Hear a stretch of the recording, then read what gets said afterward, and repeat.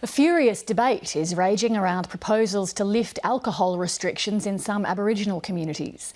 The Queensland and Northern Territory governments have flagged ending the so-called grog bans on the grounds that Aborigines should have the same rights as all Australians, including to drink. The move has outraged many leading experts on Aboriginal affairs. They say the alcohol bans have greatly improved the quality of life in communities, especially for women and children. Prominent Indigenous academic Professor Marcia Langton joined me earlier from Melbourne.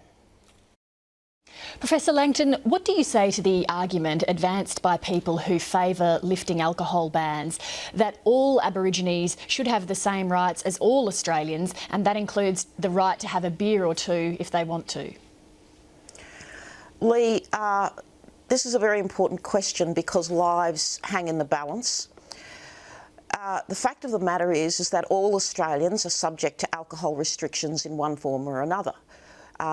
We can't go and buy alcohol at any time of the day or night. There are restrictions on hours. There are restrictions everywhere in Australia now on drinking in public places and specified places.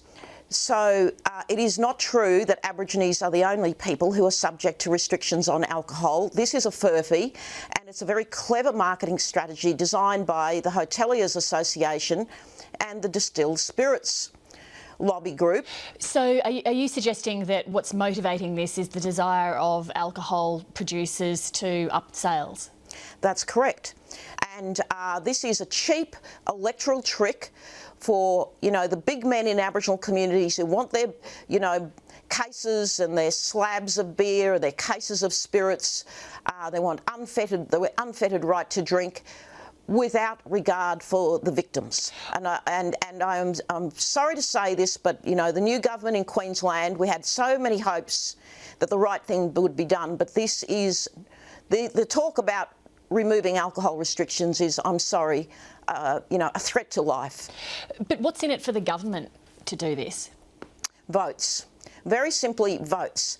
You see, it's a pretty cheap trick, isn't it? You get the Aboriginal people on side by saying we'll remove the Wild Rivers legislation, and then the mayors come along and, various campaigners for the right to unfettered alcohol consumption, and they add something extra to it. All right, well, we'll help you over the line if you also remove all the alcohol restrictions.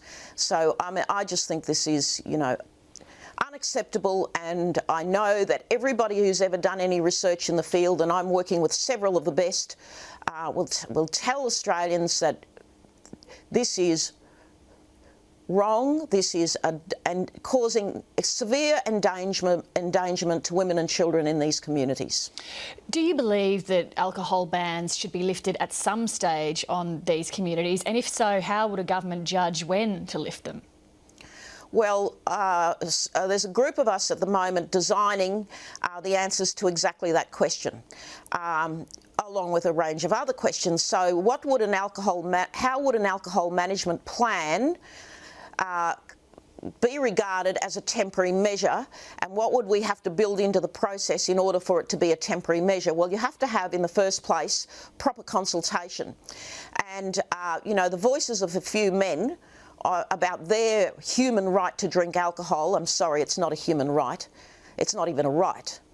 So, I plead with the Queensland government to reconsider this strategy of removing alcohol restrictions to keep a small group of men happy, and disregarding the wishes of the rest of the community. Now, many people have campaigned for alcohol management plans and other forms of restrictions to enable people in the communities to build a better life.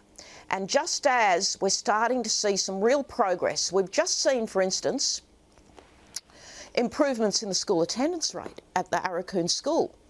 And, various other statistics that tell us that life is getting better in these communities. And just as we're making a breakthrough, this proposition aimed at, securing the votes, let me remind the Queensland government of a few men, not of the majority of people in the community, comes along to dash all the progress that we've made, and it has taken 20 years to reach the point where we're starting to see some breakthroughs. Professor Langton, we'll stay in touch with you as this story develops. Thank you very much for your time tonight. Thank you, Lee.